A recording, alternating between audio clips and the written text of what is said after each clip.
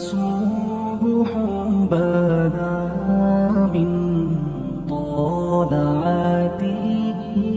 حضرت عمر فاروق رضی اللہ تعالیٰ عنہ رات کا وقت ہے، چہرے پہ نقاب ڈال کے گلی میں گھوم رہے تھے. میں بھی گلی میں نکلتا ہوں، آپ بھی نکلتے ہیں، لیکن مقصود یہ ہے کہ ذرا پتہ کریں باہر کی ہوا کیسی ہے. مقصود یہ ہے کہ پتہ کریں کہ آج برگر کس دکان کا اچھا ہے، معلومات کریں کہ محلے کی سیاست کس رخ جا رہی ہے. وہ بھی نکلتے تھے، لیکن مقصود یہ نہیں تھا. مقصد سمجھ گئے تھے نا، وہ اس لیے نکلتے تھے کہ پتہ کروں کوئی دکھی تو نہیں، کوئی تکلیف میں تو نہیں، کوئی آزمائش میں تو نہیں. دیکھیں نا، کام وہی ہے، میں بھی کرتا ہوں، آپ بھی کرتے ہیں، ساری دنیا کرتی، لیکن وہ ایکم احسن عملا، کردار کس کا ستھرا ہے، ذہن کس کا اونچا ہے، ذوق کس کا بڑا ہے. زندگی وہ بھی بتا گئے، ہم بھی گزار رہے ہیں، لیکن وہی کمزور باتیں اور وہی روایتی گفتگو اور وہی لب و لہجہ اور وہی دنیا داری کے مخصوص سی ہماری گفتگو، فلاں کیا کر رہا ہے، کہاں پہنچ گیا. اگر پیسے کسی نے نہیں کمائے تو کہاں نکھٹو ہے تب نہیں کمائے، اور اگر زیادہ کما لیا تو کہنے لگے ایک نمبر طریقے سے تو نہیں کمائے جا سکتے، یہ کوئی غلط رستہ اختیار. گفتگو ہے بس، نشستن گفتن برخاستن. تو اعلیٰ کام، اعلیٰ کردار ان لوگوں. حضرت عمر گزر رہے تھے تو غلام ساتھ تھا. ایک شخص کو دیکھا کہ مدینے کے باہر خیمہ لگایا ہوا ہے. بھئی خیریت ہے، یہاں خیمہ کو لگایا؟ کہنے لگا امیر المومنین سے ملنے آیا ہوں، رات ہو گئی تھی تو سوچا یہیں قیام کر لیتا ہوں، صبح ان سے ملوں گا. تو فرمایا اندر کسی کے درد سے کراہنے کی آواز آتی ہے. کہنے لگا میری بیوی ہے اور بچے کی ولادت کا وقت آ گیا، تکلیف میں. حضرت عمر دوڑے گھر گئے، اپنی اہلیہ سے کہنے لگے نیکی کمانے کا ارادہ ہے؟ اس نے کہا ہے. مقصد سمجھ گئے تھے نا وہ لوگ. بالکل ہے. فرمایا جو ضرورت کی چیزیں ولادت کے وقت ہوتی ہیں لے لیں. کچھ گھی لے لیا، کچھ چنے لے لیے، کچھ ضرورت کی چیزیں لے لی، خاتون کو ساتھ لیا. یہ خاتون اول کی بات کر رہا ہوں، میں خاتون اول کی بات کر رہا ہوں. حضرت فاروق اعظم رضی اللہ تعالیٰ عنہ امیر المومنین ہیں. حضرت عمر نے اپنی اہلیہ کو ساتھ لیا، جہاں وہ شخص تھا وہاں آئے. اہلیہ نے حضرت عمر کے ذمہ کام لگایا، آگ جلا لیں، یہ تیل لے لیں، فلاں فلاں چیز گھی میں ڈال لیں، بنانی شروع کر دیں. فاروق اعظم نے ہاتھ کے اندر پکڑا ہوا برتن، چمچہ، ڈوئی بھی آخ لی دے، پنجابی ہے نا ہم، تو وہ کام کر رہے ہیں، چلا رہے ہیں، آگ جلا رہے ہیں. خاتون اندر ڈیوٹی کر رہی. تو وہ شخص جو تھا نا جس کی بیوی تھی، وہ کہتا ہے میں 2-3 دفعہ کا غلام ادھر آ، فلانی چیز بتا. میرے ذہن میں یہ تھا کہ امیر المومنین نے کو بندہ کھڑا کیا آنے جانے والے مسافروں کا خیال کرے. میرے ذہن 2-4 دفعہ میں نے اپنے لفظوں میں بات بھی کہہ دی، لیکن جب اندر میرے بچے کی ولادت ہوئی تو اندر سے میری بیوی بولی اور حضرت عمر کی اہلیہ بولی اور بول کے کہنے لگی امیر المومنین مبارک ہو، آپ کے دوست کو رب نے بیٹا دیا ہے.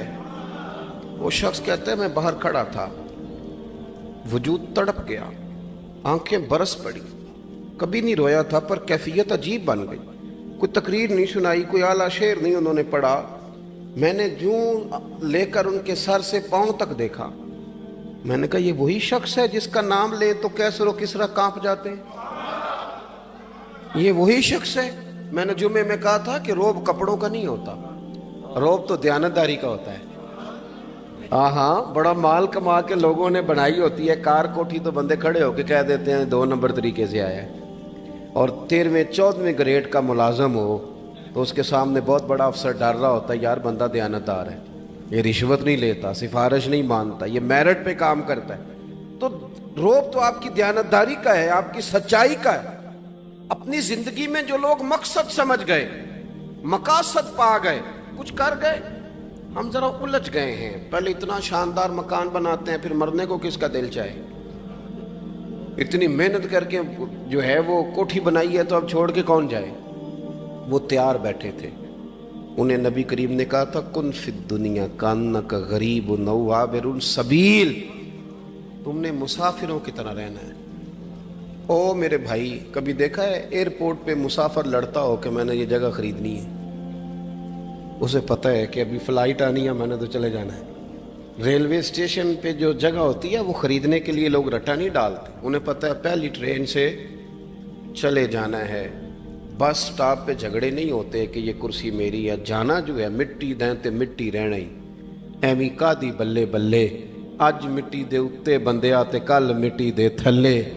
इतना ज़्यादा मकसद नहीं ना जब समझते तो बेचैन है, बेकरार।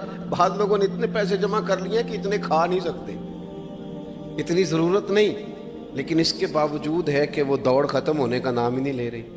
हज़रत सिद्दीक़ अकबर रज़ी अल्लाह ताला अन्हु अमीरुल मोमिनीन है। बादशाहों के बड़े बात होती है, हमारे मुल्क में ऐसे भी बादशाह गुजरे हैं कि जो सफ़र पे जाते थे तो खानसा में भी ले जाते थे, बावर्चियों को भी लेके जाते थे कि खाना मेरी मर्जी का होना चाहिए। हज़रत अबू बकर सिद्दीक़ ने पानी मांगा,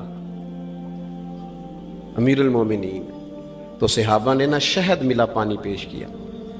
कोई इतनी लंबी बात तो नहीं, लेकिन सिद्दीक़ अकबर रो ही पड़े, और इतना रोए कि हिचकियाँ बन गई।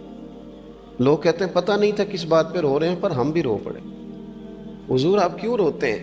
तो आप फरमाने लगे, यार मुझे आसानियों में मुब्तला करने लगे हो, मुझे इन दुनिया की लज्जात में उलझाने लगे हो। मैं हुजूर की बारगाह में बैठा था तो अल्लाह के रसूल फरमा रहे थे, पीछे हट जा, पीछे हट जा, पीछे हट जा।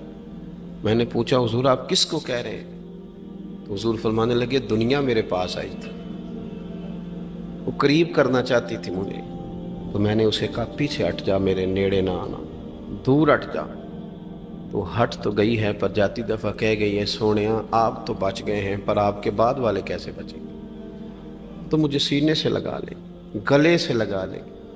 मकसद अपना समझें, आमाल का हुस्न पैदा करें। अगर इंसान का मकसूद माल कमाना है तो अगर माल मिल गया तो उसके बाद फिर क्या करेगा? किसी ने तय कर लिया था कि बहुत बड़ी गाड़ी और बहुत बड़ा बंगला मुझे चाहिए, तो वो बंगला उसे मिल गया, गाड़ी आ गई। अब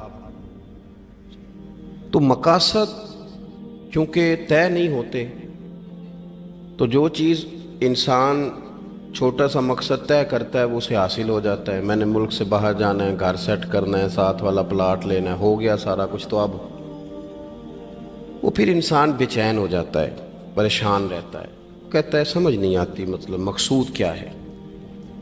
अल्लाह तबारक व तआला ने तो एक तिनका बेमकसद पैदा नहीं किया, इतना सोना इंसान कैसे बेमकसद पैदा कर दे?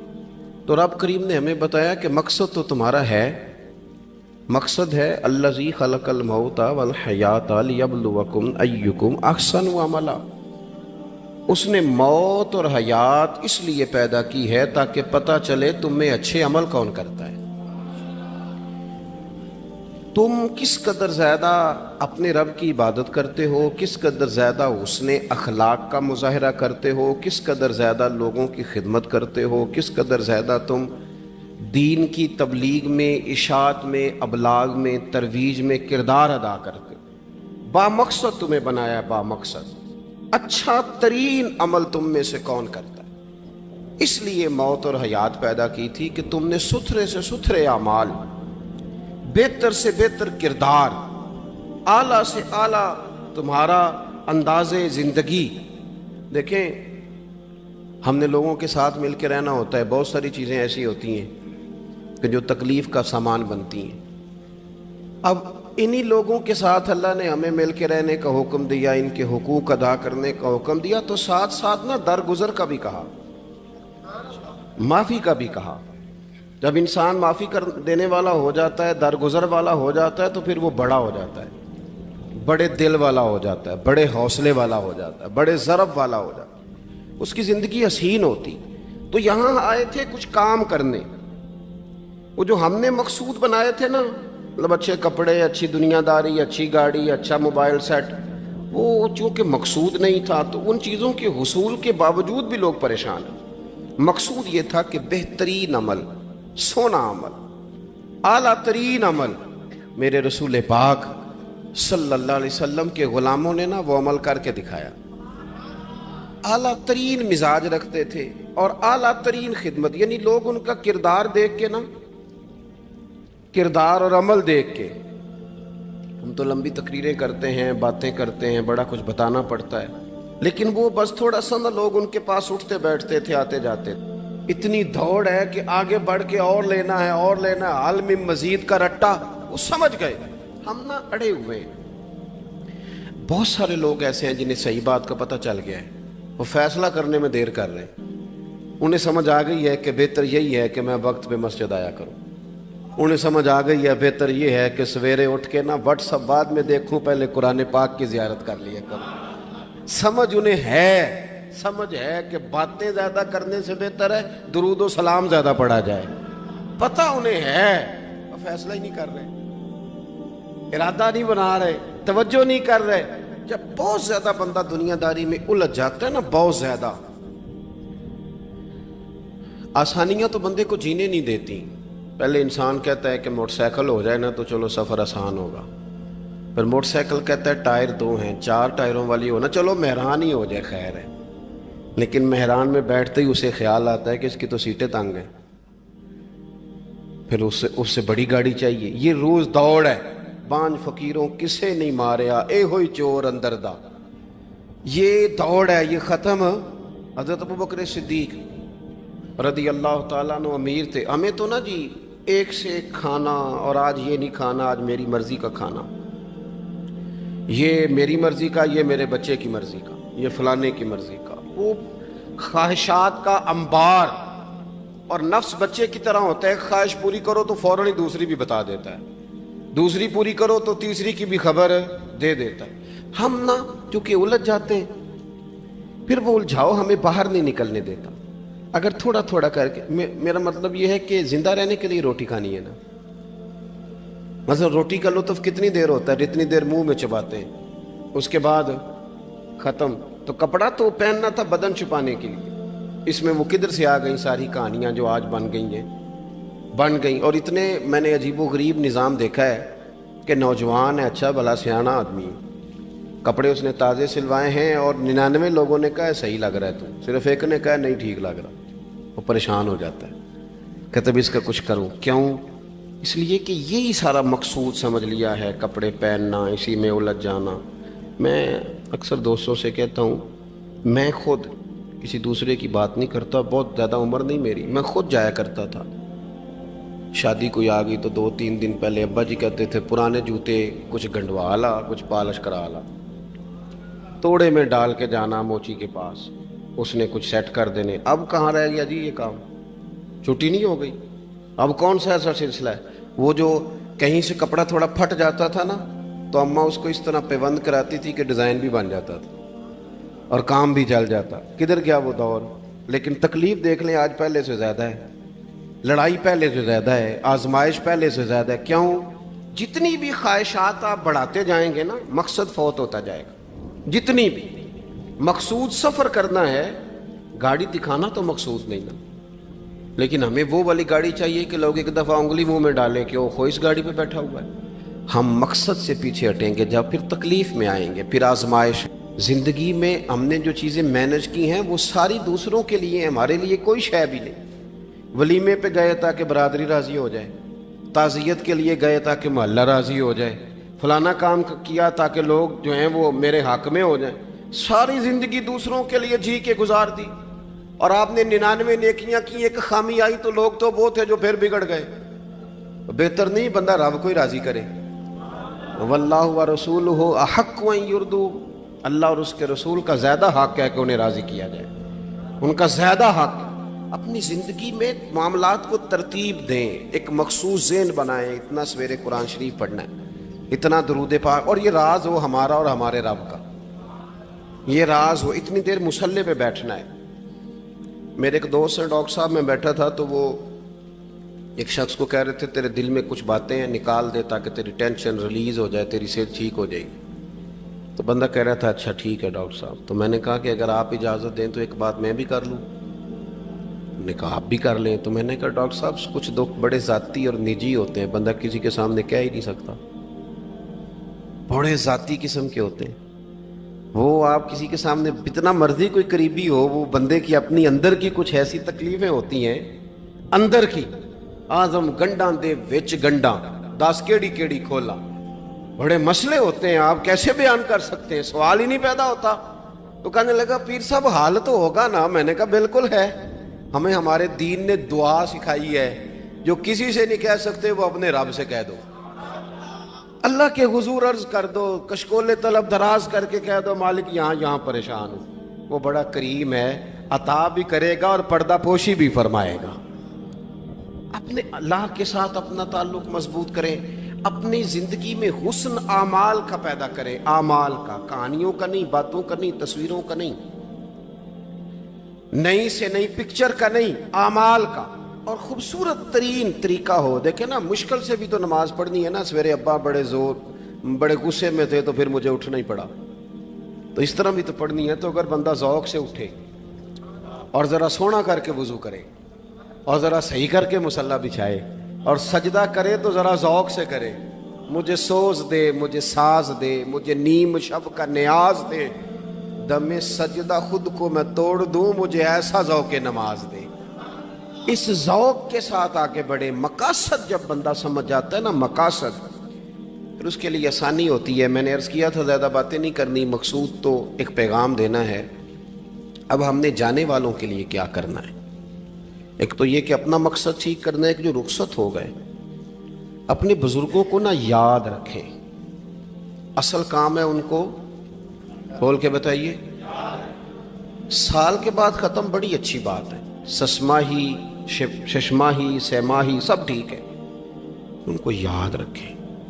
حضور نہ یاد رکھتے تھے، اپنی والدہ کا ذکر کرتے تھے، اپنے والد کی بات کرتے تھے، اپنے دادا کا ذکر کرتے تھے، اپنے جانے سیدہ خدیجہ الکبریٰ رضی اللہ تعالیٰ عنہ وصال کر گئیں تو حضرت عائشہ کہتی ہیں حضور اکثر گھر میں ان کا ذکر کرتے تھے۔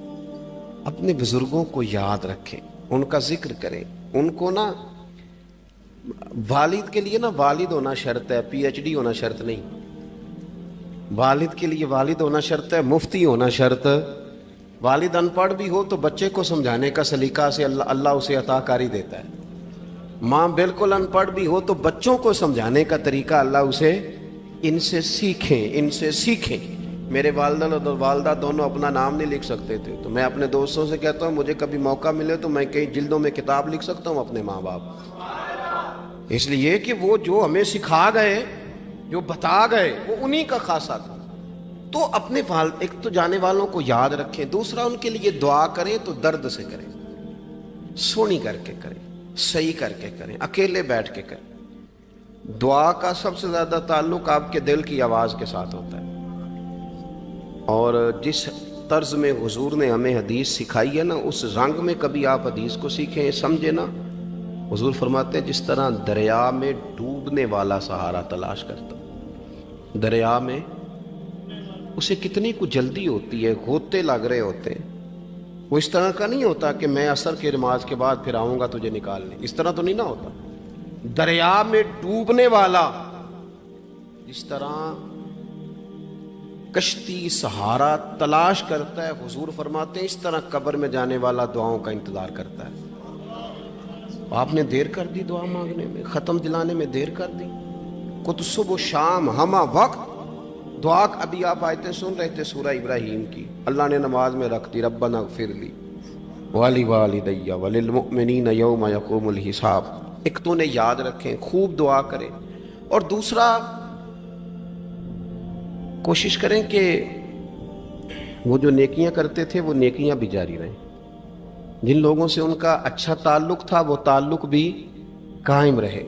یہ بھی کوشش کریں کہ ان کے لیے صدقات و خیرات کریں، اور قیمتی صدقہ دیں۔ قیمتی، میں بات ختم کرنے لگا ہوں، بس قیمتی صدقہ دیں، قیمتی۔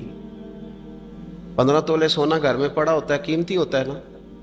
کبھی کسی نے چوک میں بتایا کہ آج 15 تولے سونا میرے گھر میں پڑا ہے؟ بولو نا، لگتا ہے تو سن 10 چھڑنا ہے۔ اگر گھر میں 50 لاکھ روپے کیش پڑا ہو تو چوک میں گلی میں آ کے آپ بات کریں کہ گھر میں پیسے پڑے ہیں، کیوں؟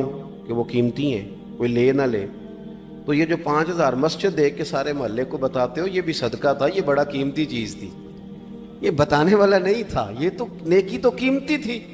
قیمتی چیز جو ہوتی ہے وہ تو چھپائی جاتی ہے کہ بتائی جاتی ہے۔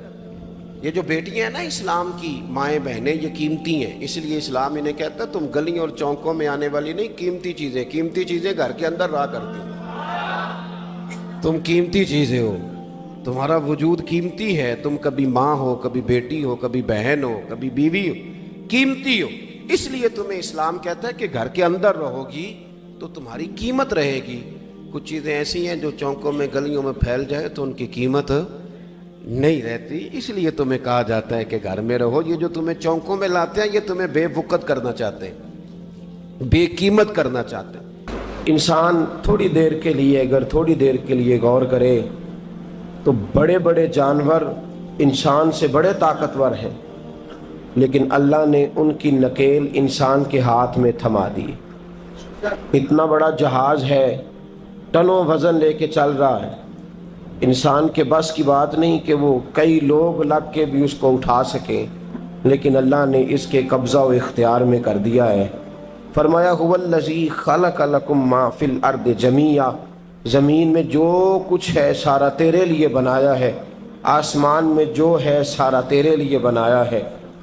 وما خلقت الجن والانس الا لیعبدون, فرمایا کل کائنات میں نے تیرے لیے بنائی ہے اور تجھے میں نے اپنی عبادت کے لیے پیدا فرمایا ہے. تو جنوں اور انسانوں کو اللہ نے اپنی عبادت کے لیے تخلیق فرمایا. مقصد زندگی, مقصد تخلیق, دنیا میں آنے کا مقصد اولین اور مقصد آخری اللہ کی عبادت, اللہ کی معرفت, اللہ کی طرف توجہ, اللہ کی طرف رجوع. یہی ایک مقصد تھا انسان کے آنے کا. اسی کو قرآن نے بیان کیا تھا. اپنے اپنے مقاصد, درود شریف پڑھنے والے بلند صلاۃ و سلام علیکہ یا سید یا رسول اللہ. اپنے اپنے مقاصد, اپنے اپنے معاملات کو ہم نے ترتیب دے لیا ہے. صبح سے شام تک کے معاملات سارے کے سارے ہمارے ذاتی, نجی اور ہمارے اپنے بنائے ہوئے مقاصد کے تحت گزر رہے ہیں. حالانکہ رب کریم نے فرمایا کہ انسان میں نے تجھے اپنی عبادت کے لیے بنایا ہے, اپنے لیے تجھے بنایا ہے. تو میری بارگاہ میں سجدہ ریز ہو, تو میری بارگاہ کی طرف توجہ کرے, تو میرے لیے تسبیح پڑھے, تو تحلیل کے جملے بولے, تو تکبیر کہے, تو میرے محبوب پہ نازل ہونے والے قرآن کی تلاوت کرے. تجھے تو اس لیے بنایا تھا. عبادت کا معنی یاد رکھیے گا, عبادت کا معنی فقط نماز پڑھنا نہیں, عبادت کا معنی صرف نماز پڑھنا نہیں. نماز عبادت کا ایک جز ہے, نماز عبادت کا ایک حصہ ہے. عبادت نماز پڑھنے کا نام نہیں, عبادت روزہ رکھنے کا نام نہیں, عبادت صرف اور صرف حج کرنے کا نام نہیں, فقط ذکر فکر کرنا عبادت نہیں, بلکہ اللہ کا حکم ماننے کا نام عبادت ہے. خدا رسول کی بات ماننے کا نام عبادت ہے. جہاں جانے کا خدا حکم دے وہاں چلے جاؤ, یہ عبادت ہے. جہاں جانے سے منع کر دے وہاں کبھی نہ جاؤ, یہ عبادت ہے. اگر نماز پڑھنے کا نام ہی عبادت ہوتا تو پھر فجر کی فجر کے وقت کیوں پڑھنی پڑتی, پھر ظہر میں ہی کیوں فرض ہوتی, پھر عصر کا وقت مغرب میں جا کے کیوں نہ شروع کیا جاتا, پھر انسان کی مرضی تھی جب پڑھ لیتا. فرمایا نہیں, عبادت میری ہے, اصل میری اطاعت ہے. میں جب کہوں کہ یہ فجر کا وقت ہے تو تجھے فجر مان کے پڑھنا, جب کہوں ظہر کا وقت ہے تو ظہر مان کے. ہم نے عبادت کو مخصوص کر دیا. مسجد میں چلے جانا, نفل پڑھ لینا, کچھ دیر قرآن شریف پڑھ لینا, کچھ دیر اللہ کی عبادت کر لینا, کچھ دیر ذکر اذکار کر لینا, اس کا نام عبادت ہے. اور باہر نکل کے بے شک جھوٹ بولے, باہر نکل کے بے شک غیبت کرے, باہر نکلے اور کم تولے, باہر نکلے اور اپنی من مرضی کرے, تو یہ عبادت نہیں. اس لیے کہ ہم اس خدا کے ماننے والے ہیں جو صرف مسجد میں نہیں ہوتا بلکہ جلوہ تیری ذات کا کو بکو ہے. میں جدھر دیکھتا ہوں ادھر تو ہی تو ہے. ہمارا خدا صرف مسجد میں نہیں ہے, اللہ ہر جگہ ہے. جے میں تینوں اندر جانا پھر مقید جانا, جے میں تینوں باہر سمجھا اندر کون سمانا. اندر بھی تویں باہر بھی تویں وچ بلا کون نمانا. اصل بات یہ ہے کہ جب خدا ہر جگہ ہے تو اللہ تبارک و تعالیٰ کا حکم ہر جگہ ماننا ہے, ہر جگہ اطاعت کرنی ہے, ہر لحاظ سے. رب کی بات ماننے کا نام عبادت ہے. اللہ کی, اس کے رسول الپاک صلی اللہ علیہ وسلم کی بات ماننے کا نام, توجہ ہے آپ کی میری بات پہ, عبادت کا مفہوم سمجھیے گا, عبادت کا مفہوم سمجھیے گا. ہمارا وہ دین نہیں جو پنڈتوں جوگیوں راہبوں کا مذہب ہے کہ جنگلوں میں نکل جاؤ تسبیح لے لو, میں کھٹکتا ہوں دل عالم میں کانٹے کی طرح اور تو فقط اللہ اللہ اللہ. یہ مذہب نہیں. ہمارا دین کہتا ہے مسجد میں بیٹھ کے جو ذکر کرے گا اسے بھی ثواب ملے گا، اور جو محنت کر کے کما کے بچوں کو کھلائے گا اسے بھی ثواب ملے گا۔ ہمارا دین یہ کہتا ہے جو مسجد میں بیٹھ کے قرآن پڑھے گا اسے بھی ثواب ملے گا، اور جو گلی میں پڑا ہوا کانٹا اٹھا دے گا اسے بھی اللہ اجر عطا فرمائے گا۔ اللہ کا حکم ماننا، اللہ کا حکم ماننے کا نام عبادت۔ محمود غزنوی کے پاس ہیرا ہے، محمود غزنوی کے بڑے غلام تھے تو ایک بڑا پیارا تھا اسے، آپ جانتے ہیں اس کا نام کیا تھا؟ ایاز محمود غزنوی کو بڑا تو حسد شروع ہو جاتا ہے ہر جگہ، الا ماشاءاللہ لوگ کہنے لگے بادشاہ ہر وقت اسی کو پیار کرتا رہتا ہے، ہر وقت اسی کی طرف توجہ کرتا رہتا ہے۔ بادشاہ نے ایک دن آزمانا چاہا، اتنا ہیرا تھا، موٹا ہیرا بادشاہ کے پاس۔ بادشاہ نے ایک وزیر صاحب کو بلایا، کہا یہ اینٹ پکڑو، ہیرے پہ مارو، اسے توڑ دو۔ کہنے لگا بادشاہ بات تیری ٹھیک ہے پر بڑا قیمتی ہیرا ہے، کیوں تڑوا رہے ہیں آپ؟ مال خزانہ میں رکھ دیں، کام آئے گا، کسی نہ کسی جگہ پہ استعمال ہو جائے گا، آپ کیوں اس کو تڑوانے کی ضد کر رہے ہیں؟ بادشاہ سلامت نے کہا اچھا تم نے ٹھیک مشورہ دیا، میں ہی جذبات میں آ گیا تھا۔ ایک دوسرے آدمی کو بلایا، اس کو کہا یہ ہیرا توڑنا ہے۔ اس نے کہا بادشاہ مجھے لگتا ہے پوری دنیا میں اتنا موٹا ہیرا تیرے پاس ہے، کسی اور کے پاس نہیں ہوگا، یہ توڑنے کی چیز نہیں تجوری میں سنبھالنے کی چیز ہے، اسے سنبھال کے رکھ۔ تیسرے کو بلایا، چوتھے کو بلایا، جس کو بھی بلاتا رہا وہ بادشاہ کو سمجھاتا رہا، جس کو بلایا بادشاہ کو سمجھایا۔ ایاز کی باری آئی، کہا ایاز ادھر آ، توجہ ہے آپ کی؟ ایاز ادھر آ، یہ ہیرا تو توڑ دے۔ اس نے اینٹ پکڑی، زور سے ماری، ہیرا توڑ دیا۔ بادشاہ کہنے لگا بڑا بیوقوف ہے بھئی تو، یہ سارے میرے خیر خواہ تھے، مجھے سمجھاتے رہے اور تو نے خیال ہی نہیں کیا، میں بیوقوف تھا تو تو بھی ساتھ ہو گیا، توڑ ہی دیا۔ کہنے لگا بادشاہ غلطی ہو گئی، مجھ سے غلطی ہو گئی، مجھے نہیں توڑنا چاہیے۔ اس نے کہا اچھا چل چھوڑ، ایک بات بتا، تیرے سامنے جو سب مجھے مشورے دے رہے تھے تو نے کیوں نہیں دیا؟ میں نے تجھے کہا توڑ دے، کیا لفظ ایاز نے کہے، کمال کر دی۔ کہنے لگا بادشاہ میرے دل میں خیال آیا ہیرا ٹوٹتا ہے تو ٹوٹ جائے، میرے بادشاہ کا حکم نہیں ٹوٹنا چاہیے، یہ ٹوٹتا ہے تو ٹوٹ جائے، یہ کرچی کرچی ہوتا ہے تو ہو جائے، خزانہ خالی ہوتا ہے تو ہو جائے، لیکن میرے مالک کا حکم نہیں ٹوٹنا چاہیے۔ بادشاہ میں ہر چیز توڑ دوں گا پر میں تیرا حکم نہیں توڑ سکتا۔ بس دوستو یہی عبادت ہے، بلا مثال و بلا تشبیہ بات سمجھیے گا۔ جس نے خدا کا حکم توڑ دیا اس نے عبادت نہیں کی، اور جس نے خدا کا حکم اچھا آؤ نماز کے لیے، دکان کا وقت ہے، گاہک بھی زیادہ آ گئے ہیں، رش پڑ گیا ہے، اب تھوڑا وقت مشکل ہو جائے گا، ذرا تھوڑی دیر میں پڑھ لوں گا۔ ہیرا ٹوٹتا ہے تو ٹوٹ جائے، گاہک آنے کا سلسلہ ٹوٹتا ہے تو ٹوٹ جائے، روزی آنے کا سلسلہ ٹوٹتا ہے تو ٹوٹ جائے، مسلمانوں خدا کا حکم نہیں ٹوٹنا چاہیے، رسول اللہ کا فرمان نہیں ٹوٹنا چاہیے۔ میرے رسول پاک صلی اللہ تعالی علیہ وسلم کا اقبال نے کیا کہا؟ کہنے لگا اے طائر لاہوتی، اس رزق سے موت اچھی جس رزق سے آتی ہو پرواز میں کوتاہی۔ کہا خدا کا حکم نہ توڑ بیٹھنا، اور عبادت بھی جس کو اللہ کہہ دے وہ عبادت ہے۔ ایک بندہ زوال کے وقت نماز پڑھنے کھڑا ہو جائے تو ہو جائے گی، کیوں؟ نماز نہیں پڑھ رہا؟ اچھا میں آپ کو روایت سناتا ہوں، شیر خدا مولا کائنات حضرت علی المرتضی رضی اللہ تعالیٰ عنہ فرماتے رسول پاک صلی اللہ علیہ وسلم نے ہمیں منع فرمایا جب عید الفطر کا دن ہو یا عید الاضحیٰ کا دن ہو تو تم نے کیا کرنا ہے؟ فجر کی نماز پڑھنی ہے، اس کے بعد اشراق چاشت نہیں پڑھنی، فجر سے لے کر عید کی نماز تک درمیان میں کوئی نماز نہ پڑھنا۔ جب عید کی نماز ہو چکے پھر تمہیں اجازت ہے جتنے مرضی نفل پڑھو، لیکن فجر سے لے کر عید تک تم کوئی اور نماز نفل درمیان میں نہ پڑھنا۔ حضرت علی المرتضی شیر خدا کا زمانہ ہے، عید کا اعلان ہو گیا، عیدگاہ میں لوگ کٹھے ہو رہے ہیں، ایک شخص دوڑا آیا، اس نے آ کے نماز کی نیت باندھ لی۔ توجہ ہے آپ کی؟ میں نے کہا عبادت ہے خدا کا حکم ماننے کا نام۔ حضرت علی رضی اللہ تعالیٰ عنہ نے نماز کے بعد اس شخص کو بلایا، فرمایا ادھر آ، تجھے نہیں پتا کہ جب تک عید کی نماز نہیں ہوتی کوئی اور نفل نہیں پڑھیں گے؟ کہنے لگا جی میں نے نماز ہی پڑھی ہے، کوئی جرم کیا ہے؟ نماز پڑھی ہے نا، میں نے سجدہ کیا ہے، کوئی جرم ہے؟ حضرت علی نے تلوار نکال لی، فرمایا جو مصطفیٰ کی سنت توڑ کے نفل بھی پڑھے گا میں اس کا بھی سر قلم کر دوں گا، جو رسول پاک کے حکم کے خلاف عبادت بھی کرے گا اس کو بھی قتل کر دیا جائے گا، توبہ کر۔ یاد رکھیے گا، عبادت خدا رسول کی بات ماننے کا نام ہے۔ آپ سویرے 8 بجے اٹھ کے کھڑے ہو جائیں کہ میں نے تو فجر پڑھنی ہے، فجر کا وقت 8 بجے نہیں ہوتا، وہ گزر گئی 4 بجے، 4:15 بجے ہو چکا۔ ایک شخص شام 7 بجے کھڑا ہو جائے، کہے جی میں تو ظہر کی نماز 7 بجے پڑھا کروں گا، یہ کیسے ممکن ہے؟ اس کا وقت تو 2 بجے کے راؤنڈ اباؤٹ ہے، تجھے اسی وقت ادا کرنی۔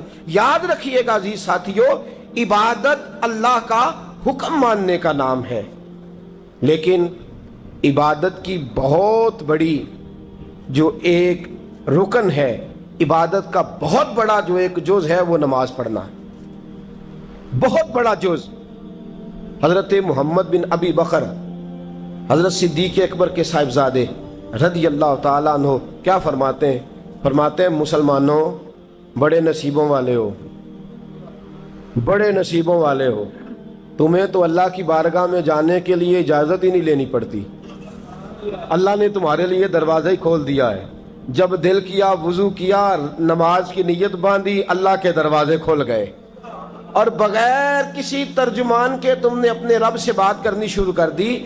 عبادت ایسی نعمت ہے، اللہ کی بارگاہ میں کھڑے ہونا، سجدہ کرنا اتنی بڑی فضیلت کی بات ہے۔ یہ حدیث میرا خیال ہے آپ کو کبھی بھولنی نہیں چاہیے۔ سید عالم نور مجسم شفیع معظم صلی اللہ علیہ وسلم نے فرمایا، بتاؤ اگر کوئی کسی کے گھر مہمان جائے تو میزبان اس کے ساتھ کیا سلوک کرے گا؟ تو صحابہ کہنے لگا یا رسول اللہ جتنا میزبان اچھا ہوگا اتنا ہی اچھا سلوک کرے گا، جتنا وہ اعلیٰ ہوگا اتنا ہی اعلیٰ سلوک کرے گا، جتنا وہ عرفہ ہوگا اتنی ہی اس کی بات بھی بڑی ہوگی۔ نبی پاک صلی اللہ علیہ وسلم نے فرمایا جو مسجد جاتا ہے وہ اللہ کا مہمان ہے، جو مسجد جاتا ہے وہ اللہ کا مہمان ہے۔ فرمایا میزبان کے ذمے ہے کہ مہمان کے اوپر رحمت کرے، کرم کرے۔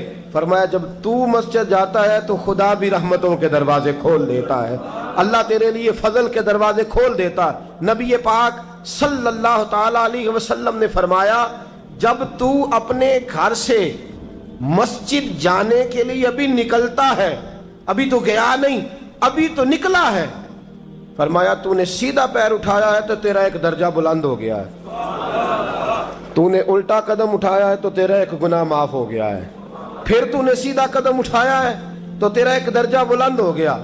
اپنی اپنی طبیعت ہے نا۔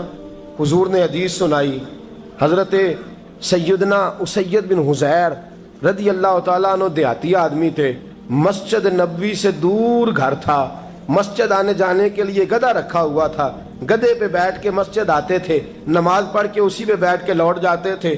جس دن حضور نے فرمایا نا ایک قدم پہ ایک گناہ معاف ہوتا ہے، ایک قدم پہ ایک نیکی ملتی ہے، گدھا گھاری چھوڑا ہے۔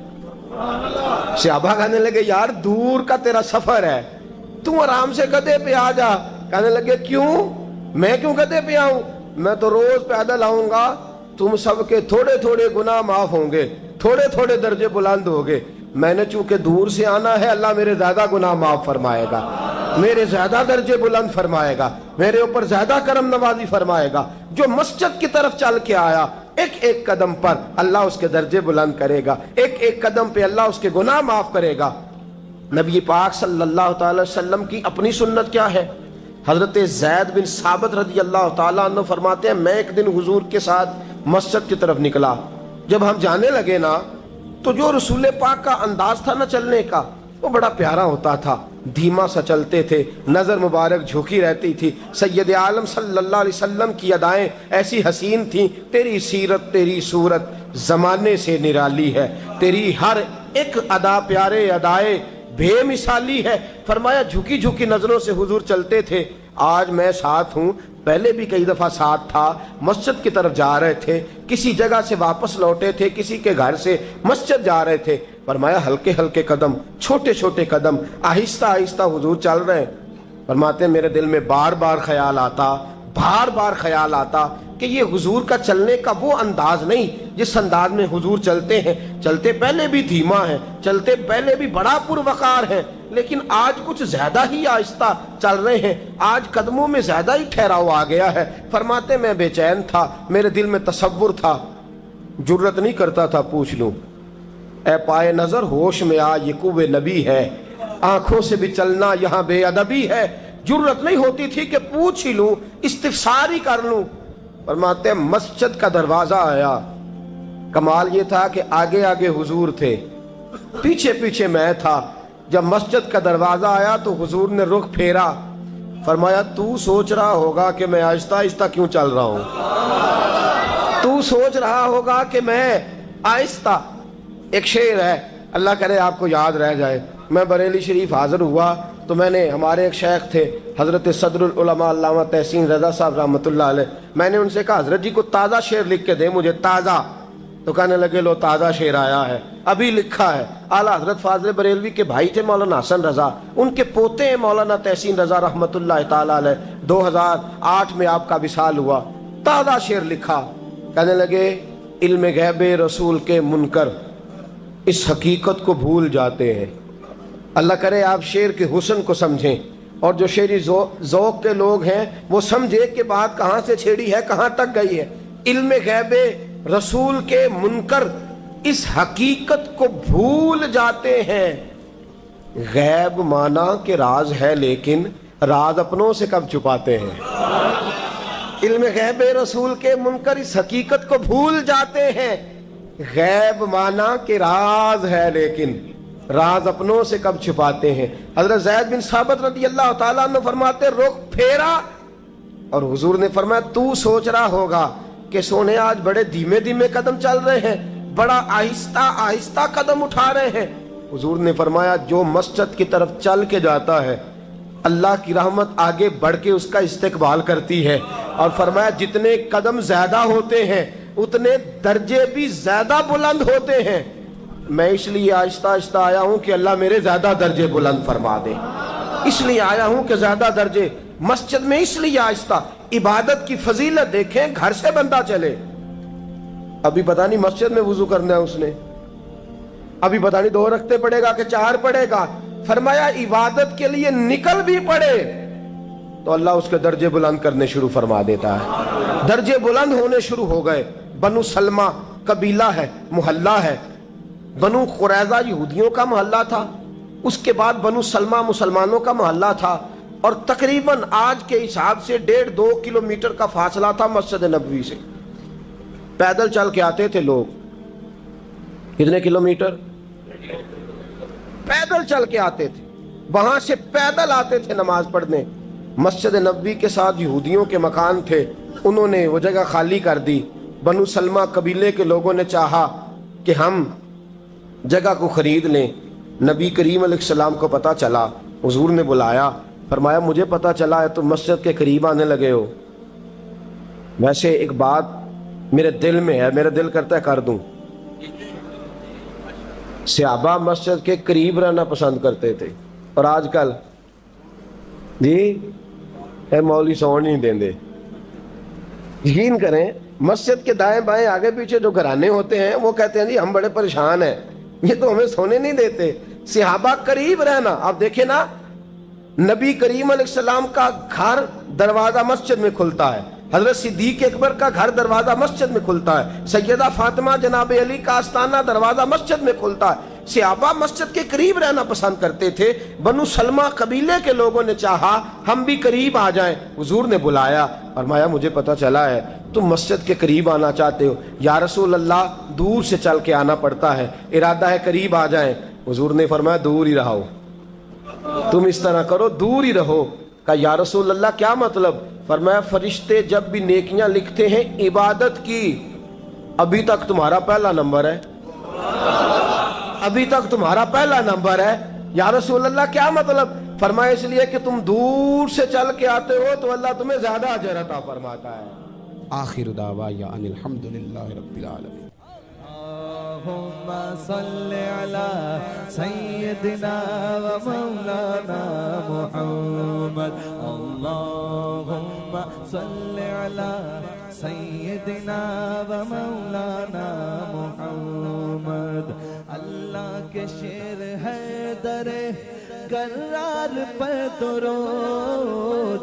اللہ کے شیر ہے در کرار پر درود. اللہ کے شیر ہے در کرار پر درود. حضرت حسن حسین کے کردار پر درود. اللہم صلی علی سیدنا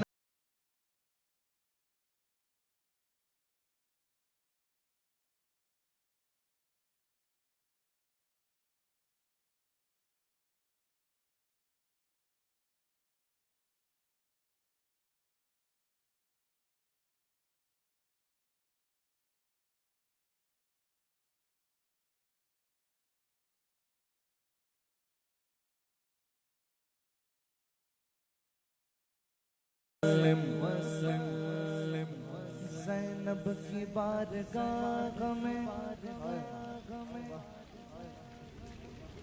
زینب کی بارگاہ میں زینب کی بارگاہ میں زینب کی بارگاہ میں سلام نیاز ہے. زینب کی بارگاہ میں سلام نیاز ہے. جو مرتضیٰ کی لاڈلی زہرا کا ناز ہے.